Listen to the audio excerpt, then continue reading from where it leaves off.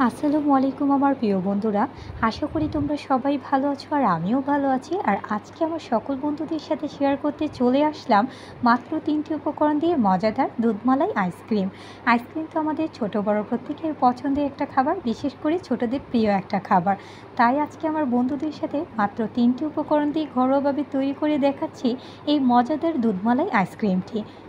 আর এখানে আমি সব কিছু একসাথে রেডি করে নিয়েছি। চলো বন্ধুরা, তাহলে কীভাবে তৈরি করছি তোমাদের সকলের সাথে শেয়ার করা যাক। আর এখানে আমি প্রথমে দুধটা জাল দিয়ে নিচ্ছি। আর এখানে আমি খাঁটি গরুর দুধ নিয়ে নিয়েছি। এতে দুধমালাই আইসক্রিমটা খেতে আরও বেশি টেস্টি হবে। আর এখন আমি দুধটা ভালো করে নেড়েচেড়ে ঘন করে নিচ্ছি, কারণ দুধটা যত বেশি ঘন হবে এই আইসক্রিমটা খেতে ততটাই বেশি ফ্লেভারফুল হবে। আর তোমরা দেখতেই পাচ্ছ দুধটাতে আস্তে আস্তে বলক চলে এসেছে। আর এখানে আমি 1 লিটার পরিমাণ মতো দুধ নিয়ে নিয়েছি। তোমরা চাইলে বেশি কম করে দুধ নিয়ে নিতে পারো।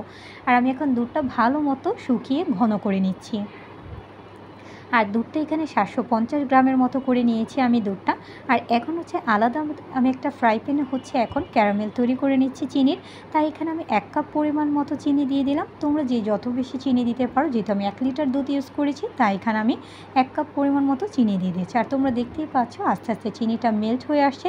এখন কিন্তু নাড়াচাড়াও করা যাবে না, আর এই ক্যারামেলটাতে মোটেও পানি ইউজ করা যাবে না। আর এখন ক্যারামেলটা আস্তে আস্তে পুরোপুরি ফুটে আসতে এখন আমি ভালো করে নাড়াচাড়া করে চিনিগুলো মেল্ট করে নিচ্ছি। আর চিনিটা ভালো মতো গলে গিয়েছে আর ক্যারামেলটা তৈরি হয়ে গেছে। এখন আমি আগে থেকে ঘন করে রাখা দুধটা দিয়ে দিচ্ছি। দুধটা এখন আমি ভালো করে নাড়াচাড়া করে নিচ্ছি। তোমরা দেখতেই পাচ্ছ দুধের কালারটা কিন্তু একদম চেঞ্জ হয়ে এসেছে। আর এখন আমি ক্যারামেল দুধটাতে দিয়ে দিচ্ছি মাওয়া, কারণ এই দুধমালাই আইসক্রিম মোস্ট ইম্পর্ট্যান্ট ইনগ্রেডিয়েন্ট এই মাওয়া। এই মাওয়াটা আমি 1 কাপ দিয়ে দিলাম। দিয়ে ভালো করে এখন আবারও নাড়াচাড়া করে নিচ্ছি। আর এখন অল্প একটু আমি এলাচ গুঁড়া দিয়ে দিলাম। এটা তোমরা চাইলে স্কিপও করতে পারো, তবে এটা একটু ফ্লেভার আসার জন্য আমি দিয়েছি। এতটাও বেশি দেওয়া যাবে না, তা না হলে স্ট্রং ফ্লেভার চলে আসবে আর খেতে ভালো লাগবে না। আবার আমি ভালো করে নাড়াচাড়া করে নিচ্ছি। তোমরা দেখতেই পাচ্ছ আস্তে আস্তে বলক চলে আসছে। তাই অনবরত আমি একটু ভালো করে নাড়াচাড়া দিয়ে দুধটা ভালো মতো শুকিয়ে ঘন করে নিচ্ছি। আর আইসক্রিমটা তৈরি করার জন্য দুধটা কিন্তু একদমই রেডি, তোমরা দেখতেই পাচ্ছ। আর দুধটা ভালো মতো ঠান্ডা করে তারপর মোল্ডে ঢেলে নিতে হবে। তোমরা চাইলে যে কোনো কাপেও সেট করতে পারো, তবে যেহেতু আমার কাছে আইসক্রিম মোল্ড আছে তাই আমি এখানে আইসক্রিম মোল্ডটাতে মিক্সচারটা ঢেলে নিচ্ছি। এটা খেতে এতটাই সুস্বাদু হয় বন্ধুরা, দুধমালাই আইসক্রিমটা তোমরা না খেলে বুঝতেই পারবে না। একবার হলেও বাসায় ট্রাই করবে। আর এখন আমি ফয়েল পেপার দিয়ে ভালো করে উপরের অংশটা সেট করে নিলাম। এতে সুন্দর মতো হাওয়াটা ভিতরে ঢুকবে না। আর এখন আমি স্টিকগুলো ঢুকিয়ে দিচ্ছি, আইসক্রিম স্টিক। তোমরা চাইলে মোল্ডের ক্যাপ দিয়েও লাগিয়ে দিতে পারো, তবে ক্যাপ দিয়ে আইসক্রিমগুলো সুন্দর মতো তুলে আসে না, তাই আমি স্টিকগুলো দিয়ে দিচ্ছি। তোমরা চাইলে স্টিকগুলো বাজার থেকে কিনেও আনতে পারো, তবে আমার ঘরেই ছিল তাই আমি স্টিকগুলো বসিয়ে দিলাম।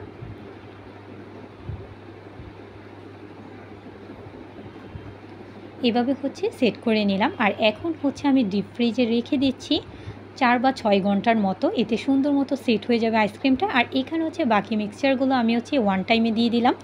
আর এখন ফ্রিজে রাখার পর আমি এখন ফয়েল পেপারটা তুলে নিচ্ছি বন্ধুরা।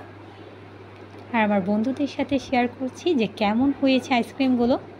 তোমরা দেখতেই পাচ্ছ বন্ধুরা একদমই সুন্দর মতো সেট হয়ে এসেছে। আর তোমরা দেখতেই পাচ্ছ আইসক্রিমগুলো তুলে আসছে না, তাই আমি একটু নর্মাল পানিতে আইসক্রিমের বক্সটা রেখে এতে সুন্দর মতো প্রতিটা আইসক্রিম তুলে আসবে। আর এখন আমি প্লেটে সার্ভ করে নিচ্ছি। তৈরি হয়ে গেল মজাদার ঠান্ডা ঠান্ডা দুধমালাই কুলফি আইসক্রিম। আশা করি আমার বন্ধুদের কাছে এই মজাদার দুধমালাই কুলফি আইসক্রিম রেসিপিটা ভালো লেগেছে। তোমরা কিন্তু অবশ্যই একবার হলেও বাসায় ট্রাই করবে, অনেক সুস্বাদু আর মজাদার হয়।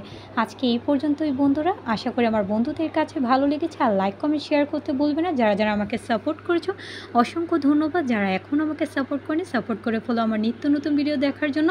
Thanks for watching my video. Allah Hafiz.